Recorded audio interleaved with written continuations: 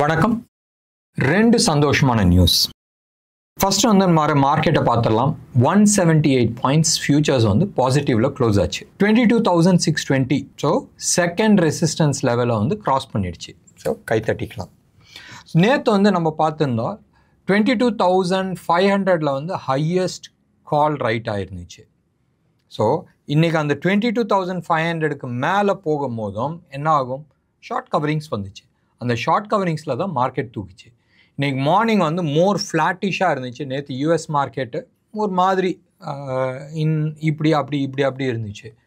And அதோட reflection வந்து இந்தியாவில் வர ஆரம்பிச்சிச்சு. முந்தா நேற்றே வந்து சொல்லியாச்சு ட்ரம்ப்பு ஏப்ரல் 2 உனக்கு அப்புன்னு.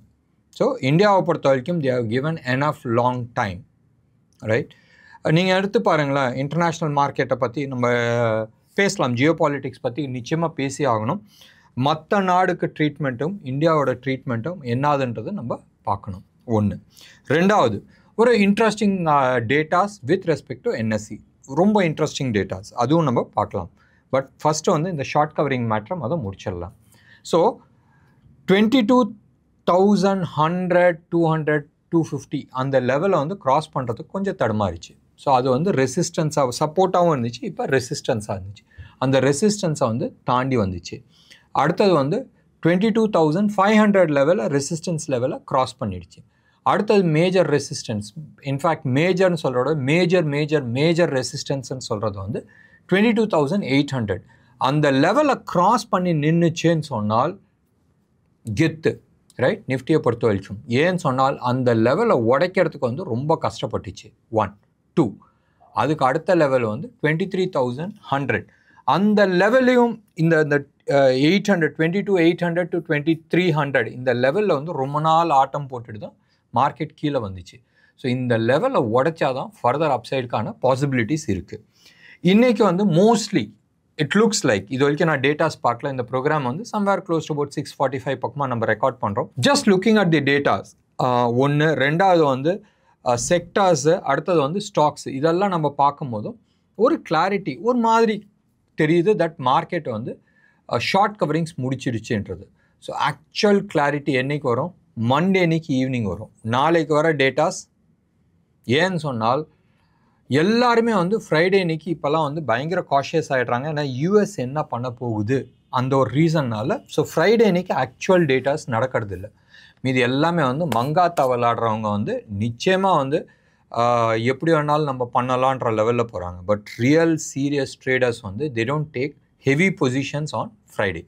சரி, நம்ம சந்தோஷமான விஷயத்துக்கு வரலாம். ஃபர்ஸ்ட்டு என்எஸ்சி நம்பர் 3 பொசிஷனுக்கு வந்துட்டாங்க. எதில்? இண்டெக்ஸ் ஆப்ஷனில் வந்து ஏற்கனவே நம்பர் 1 பொசிஷனில் இருக்கிறாங்க உலகத்தில், ரைட்? அந்த டேட்டாஸ் வந்து அப்புறமா பார்க்கலாம். பட் மெயின் டேட்டாஸ் வந்து எடுத்துக்கிட்டோன்னு சொன்னால் இந்த கரண்ட் மந்தில் ஜனவரியோட மந்த்துக்கான டேட்டாஸ் இப்போ வந்து கொடுத்துருக்குறாங்க. They have come number 3 in options, stock ஆப்ஷன்ஸில். ஸ்டாக் ஆப்ஷன்ஸில் வந்து நம்பர் 3 பொசிஷனில் இருக்கிறாங்க, which is very good. Close to about 19.2 crores, 19 கோடியே 20 லட்சம் கான்ட்ராக்ட்ஸ், அமௌண்ட் சொல்ல கான்ட்ராக்ட்ஸ் வந்து ஜனவரி மந்தில் ஸ்டாக் ஆப்ஷன்ஸில் நடந்திருக்கு. இதனால் உலகத்தில் இருக்கிற எல்லா எக்ஸ்சேஞ்சும் கம்பேர் பண்ணும் போதும் நம்ம நம்பர் 3 பொசிஷன்ஸ்க்கு வந்திருக்கிறோம். Number 1 position index options. Index ஆப்ஷனில் நம்மளுக்கு அக்கம் பக்கத்தில் கூட எவனுமே கிடையாது. எப்படி? அக்கம் பக்கத்தில் கூட நம்ம எங்கேயுமே கிடையாது.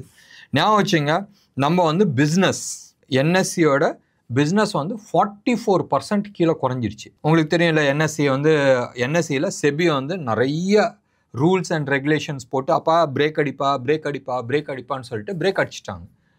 அப்படி அடித்தும் நம்ம 360 crores, எவ்வளோ?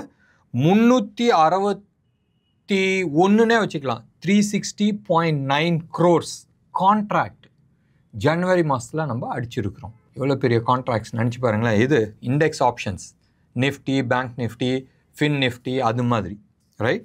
அதில் வந்து 361 crores.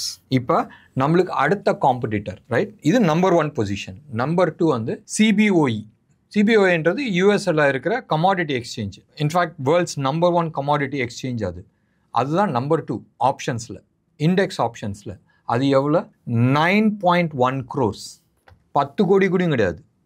அப்போ நம்ம 361 கோடியில் இருக்கிறோம். நம்மளுக்கு அடுத்த காம்படிட்டர் 9.1 crores, 40 times, 40 மடங்கு வந்து நம்ம மேலே இருக்கிறோம். 1 அடுத்த 10 2 3 4 5 இது மாதிரி 10 அடுத்த 10 பேரை சேர்த்தா கூடயும் நம்மளுக்கு அக்கம் பக்கத்தில் எவனுமே வரல. அப்போ நம்ம ஊரில் எவ்வளோ பேர் ஆப்ஷன்ஸ் ட்ரேட் பண்ணுறாங்கன்றது யோசனை பண்ணி பாருங்களேன். ஸோ இது வந்து வெரி வெரி இன்ட்ரெஸ்டிங் ஃபேக்ட். மூணாவது நம்ம எடுத்துக்கிட்டோம்னு சொன்னால் ஃபியூச்சர்ஸில் நம்ம நம்பர் 5 பொசிஷனில் இருக்கிறோம். ரைட், ரொம்ப தள்ளி நம்ம ஆப்ஷன்ஸ் தான் நம்ம பயங்கர எக்ஸ்பர்ட் ஆகிட்டோம். அண்ட் ஃபியூச்சர்ஸ்லாம் வந்து நம்ம ட்ரேட் பண்ணுறது கிடையாது. ஃபியூச்சர்ஸில் நம்பர் 1 யார் இருக்கிறாங்க? டர்க்கி இருக்குது. ரைட், டர்க்கியில் வந்து நிறைய ப்ராப்ளம் இருக்குது, உங்களுக்கும் தெரியும். அண்ட் ஹை இன்ஃப்ளேஷன்ஸ் இருக்குது. டர்க்கியில் வந்து நிறைய ப்ராப்ளம் இருக்குது, நம்ம அதுக்குள்ளே போகணும். பட் ஃபியூச்சர்ஸில் அவங்க நம்பர் 1 பொசிஷனில் இருக்கிறாங்க, நம்ம நம்பர் 5 பொசிஷனில் இருக்கிறோம். கூடிய சீக்கிரத்தில் அதுலேயும் நம்பர் 1 வந்துடலாம். சரி, இதெல்லாம் ஏன் நம்ம பேசுகிறோம்? நம்ம இந்தியா டைரக்ட் மூலமாக நம்ம என்எஸ்சியோட ப்ரீ ஐபிஓஸ் விற்றுக்கிட்டு இருக்கோம். நிறைய பேர் வந்து இந்த டவுட்ஸ் வந்து கேட்டுட்ருக்காங்க. சார், ப்ரீ ஐபிஓ ரொம்ப நாளாக விற்றுட்ருக்காங்க, ஆல்மோஸ்ட் 2 இயர்ஸாக வந்து மார்க்கெட்டில் நிறைய பேர் பேசிகிட்டு இருக்காங்க, ஐபிஓ வரலை, எப்போ வரப்போகுது? ஒன்று. ரெண்டாவது வந்து அன்லைக் மற்ற ப்ரீ ஐபிஓலாம் நீங்கள் வந்து புரோக்கருக்கு வந்து நீங்கள் பணம் அனுப்புறீங்கன்னு சொன்னால் வித்தின் நெக்ஸ்ட் 5 days வந்துடும். என்எஸ்சி மட்டும் இட் டேக்ஸ் 6 months. ரைட், அவங்க வந்து ஒரு கான்ட்ராக்ட் சைன் பண்ணுறாங்க. அந்த கான்ட்ராக்ட் அதாவது புரோக்கருக்கும் யார் வாங்குறாங்களோ அவங்களுக்கும் சைன் பண்ணுறாங்க ஸ்டாம்ப் பேப்பரில். அந்த ஸ்டாம்ப் பேப்பருக்கு தனியாக ஒரு 10,000 ரூபா கொடுக்கணும். இதெல்லாமே வந்து இதுக்கு முன்னாடி இருந்தது இல்லை, நிறைய இஷ்யூஸ் இருக்குது. இப்போ எடுத்துக்கிட்டாலும் it takes about 6 months to come. ஒன்று. அதுக்கப்புறமா அசியூம் வருஷ கடைசியில் வந்து ஐபிஓ வருதுன்னு சொன்னால் ஐபிஓ வந்ததுலேருந்து 6 மாதம் கழித்து தான் விற்க முடியும். 1.5 வருஷம் நம்ம எடுத்துங்களேன், ஒரு அப்ராக்சிமேட்டாக. ஆனால் ஹையர் சைட் 1.5 வருஷம் பிடிக்குது ஐபிஓ வரத்துக்குன்னு சொன்னாலும் இஸ் இட் வர்த் இன்வெஸ்டிங்? எத்தனை தர நீங்கள் ஐபிஓ அப்ளை பண்ணி உங்களுக்கு கிடச்சிருக்கு? மிஞ்சி போனாலும் ஒரு லாட் கிடைக்கும். மேபி எனக்கு தெரிஞ்சு இதோட லாட் சைஸ் வந்து எனிவே பிட்வீன் 15 to 20 தான் இருக்கும். நீங்கள் வந்து 100 லாட் அப்ளை பண்ணாலும் ஒரு 10-15 தான் உங்களுக்கு கிடைக்கிறதுக்கான வாய்ப்புகள் இருக்குது. ஒன்று. ரெண்டாவது, இந்த சமயத்தில் ப்ரீ ஐபிஓவில் நீங்கள் வாங்குறீங்கன்னு சொன்னால் நீங்கள் 1000 இல்லை 10,000 வாங்கணும்னு நினச்சாலும் அரேஞ்ச் பண்ண முடியும். ஸோ எவ்வளோ குவான்டிட்டி வேணாலும் நீங்கள் வாங்க முடியும். ஸோ இது வந்து அட்வான்டேஜ். இப்போ இந்த டேட்டாஸ் எல்லாமே எடுத்துக்கிட்டனால் உலகத்தில் வந்து நம்பர் 1 எக்ஸ்சேஞ்சாக வந்து இந்தியன் எக்ஸ்சேஞ்ச் இருக்குது. ஞாபகம் வச்சுங்க, லெஸ் தென் 4%, நம்மளோட டோட்டல் பாப்புலேஷனில் less than 4% or less than 3% of the population தான் வந்து ஸ்டாக் மார்க்கெட்டில் இன்வெஸ்ட் பண்ணுறாங்க. அடுத்த 5 வருஷத்தில் இந்த 3%ன்றது 6% ஆகட்டுமே. அப்போ நம்மளோட எக்ஸ்சேஞ்ச் வந்து எந்த லெவலில் இருக்குன்றது நினச்சி பாருங்கள். இந்த அளவுக்கு வால்யூம் 3% இருக்கும்போது இந்த அளவுக்கு வால்யூம் 6% பாப்புலேஷன் இன்வெஸ்ட் பண்ணால் எவ்வளோ வால்யூம் இருக்குன்னு நினச்சி பாருங்கள். அந்த வால்யூமுக்கு வந்து என்எஸ்சியில் என்ன ப்ராஃபிட் இருக்குன்னு நினச்சி பாருங்கள். அப்போ என்எஸ்சியில் அவ்வளோ ப்ராஃபிட் இருக்குன்னு சொன்னால் ஸ்டாக் ப்ரைஸ் எங்கே போகுன்றது நீங்கள் எதிர்பாருங்க. ரைட், நான் எந்த விதமான ராங் இன்ஃபர்மேஷன்ஸ் கொடுக்கல, நீங்களே கெஸ் பண்ணிங்க. நான் இதில் எந்த விதமான நம்பர்ஸ் நான் கொடுக்கல. ப்ரீ ஐபிஓஸ் வாங்கலாமா, இஸ் இட் வர்த்தான்னு கேட்டால் நம்பர்ஸ் கொடுத்துருக்குற நீங்களே வந்து முடிவு பண்ணலாம். இதை பற்றி உங்களுக்கு ஏதாச்சும் டீட்டெயில்ஸ் வேணுனால் எங்களோட கால் சென்டர் நம்பருக்கு கால் பண்ணுங்கள். 9444468888க்கு. டெஃபினட்டாக இன்ட்ரெஸ்டிங்காக இருக்கும் இன்வெஸ்ட்மெண்ட்ஸை பொறுத்த வரைக்கும். சரி, என்எஸ்சிக்கு வந்து காம்படிட்டர்ஸ் யாருன்னு சொன்னால் இந்தியாவை பொறுத்த வரைக்கும் பிஎஸ்சி தான் இருக்குது. பிஎஸ்சியை பொறுத்த வரைக்கும் சம்வேர் 2017 வந்து லிஸ்டிங் வந்துச்சு. நம்ம அதெல்லாம் விடுங்க. 2021 அதோட லோயஸ்ட் ப்ரைஸ் லோ எண்டில் 178 ரூபா இருந்துச்சு. 180 ரூபான்னு பிடிச்சிட்டு போங்களேன், 180 rupeesல இருந்துச்சு. 22 வந்து 512 rupees இருந்துச்சு. 24 வந்து 1940 இருந்துச்சு, 941 அதான் லோ. 25 வந்து 6133 ஜனவரி மாதம். இப்போ எல்லாருமே வந்து கேட்குற கேள்வி கரெக்ட். ஜனவரியில் வந்து 6000 இருந்துச்சு, இப்போ வந்து 4250 தானே இருக்குது. எஸ், ஆல்மோஸ்ட் 30% கீழே இறங்கியிருக்குன்னு வச்சிங்களேன். பட் நீங்கள் மேலே 6000லேருந்து 4000 வந்தது பார்க்காதீங்க. 200 ரூபாயிலேருந்து லாஸ்ட் 4 இயர்ஸில் இட் இஸ் ஸ்டாண்டிங் அட் 4000. எவ்வளோ மடங்கு? 20x in just 3 years or 4 இயர்ஸ்ன்னு கூட நீங்கள் போட்டுங்க. இஸ் இட் வர்த்தான்னு கேட்டால் yes, it is worth it. அப்போ இங்கேருந்து ஃபர்தர் அப்சைடு எங்கே போகிறதுக்கான வாய்ப்புகள் இருக்குன்றது யோசனை பண்ணி பாருங்கள். ஸோ டெஃபினட்டாக யாராச்சும் ஒருத்தர் வந்து இந்த ஸ்டாக்கை பொறுத்த வரைக்கும் ஃபண்டமெண்டல் அனாலிசிஸ் பண்ணுறீங்கன்னு சொன்னால் நீங்கள் ஃபண்டமெண்டல் அனாலிசிஸ் இன்டெப்த் பண்ண வேணாம். சூப்பர்ஃபிஷியலாகவே நீங்கள் பார்த்தாவே உங்களுக்கு வந்து நம்பர்ஸ் தெரியும். ஒன்று. ரெண்டாவது வந்து அன்லைக் சில கம்பெனிஸ்லாம் இருக்குது, நம்ம ஓலாவே எடுத்துக்கலாமே, ஓலா எடுத்துக்கலாம், ஜொமேட்டோ எடுத்துக்கலாம், ஸ்விக்கி எடுத்துக்கலாம். இதிலெல்லாம் வந்து வெஞ்சர் கேபிட்டல் இன்வெஸ்ட் பண்ணியிருக்கிறாங்க. வெஞ்சர் கேபிட்டல் இன்வெஸ்ட் பண்ணும்போது பலூன் மாதிரி அதுக்கான ஃபிகர்ஸ்லாம் காட்டி அவங்களோட பணத்தை எடுத்துகிட்டு வெளியில் போவாங்க. அப்போது உங்களோட ப்ரைஸ் எப்பயுமே வந்து கீழே உழுவுறதுக்கான வாய்ப்புகள் நிறைய இருக்குது. ஹொண்டாயே எடுத்துங்களேன். ஹொண்டாயில் இருக்கிற ஓனர் வந்து என்ன பண்ணாங்க, அவங்க அந்த பணத்தை ஐபிஓவில் வந்த பணத்தை வந்து they didn't invest in India, அவங்க வந்து எடுத்துகிட்டு போனாங்க. ஸோ எடுத்துகிட்டு போகும்போது என்ன ஆகும், ப்ரைஸ் உழுவதான் செய்யும். ஸோ யாரெல்லாம் இந்த பிஸ்னஸ்க்குள்ளாரியே வந்து இன்வெஸ்ட் பண்ணுறாங்களோ டெஃபினட்டாக அவங்களோட பிஸ்னஸ் வந்து வளரும், உங்களோட ப்ரைஸிங்கும் வந்து இன்க்ரீஸ் ஆகும். இன்றைக்கி செக்டர் வைஸோ இல்லை ஸ்டாக் வைஸோ நம்ம வந்து டிஸ்கஸ் பண்ணுறதுல அர்த்தம் கிடையாது. இது வந்து முழுக்க முழுக்க முழுக்க முழுக்க ஷார்ட் கவரிங்கில் தான் ஏறிச்சு.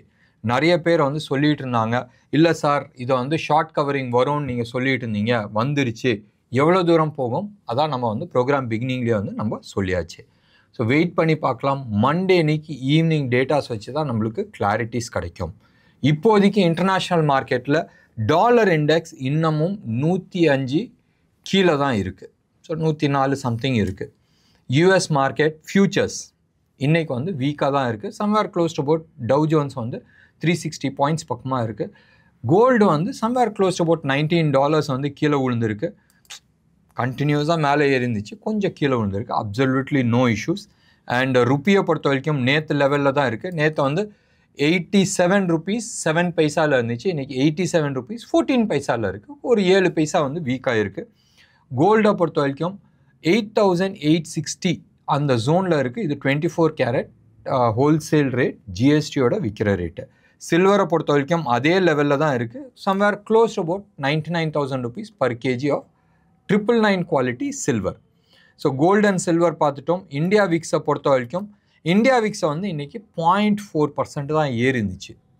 ஒன்றும் பெருசாக வந்து இந்தியா விக்ஸை வந்து ஒன்றும் ஏறலை. ஸோ வெயிட் பண்ணி பார்க்கலாம் நாளைக்கான டேட்டாஸ் எப்படி இருக்கும். நானும் பார்த்துட்டே இருக்கிறேன் இன்றைக்கான எஃப்ஐஐஸ் டேட்டாஸ் என்ன இருக்கும்னு. எதுவுமே வந்து அப்டேட் ஆகலை. So we have to wait and watch what யூஎஸில் நாளைக்கு என்ன நடக்க போகுது. அதை பேஸ் பண்ணி இந்தியா வந்து மண்டே அன்னைக்கு எப்படி இருக்க போகுதுன்றதை நம்ம மண்டே அன்னைக்கு டிஸ்கஸ் பண்ணிக்கலாம். என்ன நேயர்களே, இன்றைக்கி ப்ரோக்ராம் உங்களுக்கு பிடிச்சிருந்துச்சுன்னா லைக் பண்ணுங்கள், ஷேர் பண்ணுங்கள். டெஃபினட்டாக உங்களோட கமெண்ட்டை கமெண்ட் பாக்ஸில் கொடுங்க. நன்றி, வணக்கம்.